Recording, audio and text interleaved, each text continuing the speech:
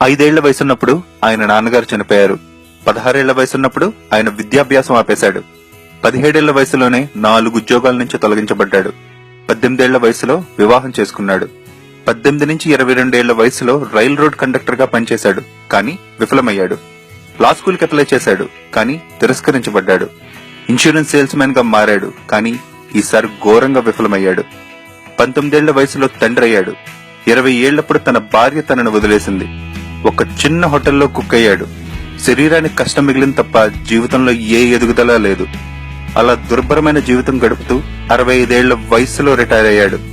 Retire అయిన రోజు government నుంచి అతి చిన్న మొత్తమైన $105 పుచ్చుకున్నాడు. ఆత్మహత్యా యత్నం చేసుకోవాలనుకున్నాడు. బ్రతికుండడం వృధా అనుకున్నాడు.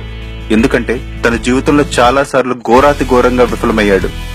ఒక చెట్టు కింద కూర్చుని తన వీలునామా రాయడం మొదలుపెట్టాడు. కానీ తన జీవితంలో ఏవేం సాధించి ఉంటే బాగుండేదో ఒక చిట్టా తయారు చేశాడు. మిగిలిన అందరితో పోలిస్తే తను ఒక్క విషయంలో చాలా రాణించగలను అనుకున్నాడు. అదేంటంటే వంట చేయడం. తన దగ్గరున్న అతి చిన్న మొత్తంతో చికెన్ కొని దాన్ని తన రెసిపీతో ఫ్రై చేశాడు. ఇంటింటికి వెళ్లి అమ్మడం మొదలుపెట్టాడు.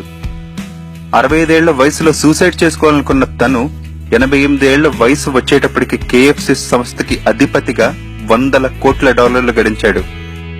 మన జీవితంలో ఏదన్నా సాధించాలంటే వయస్సు ఎప్పటికీ అడ్డు కాదు, అది ఒక్క సంఖ్య మాత్రమే.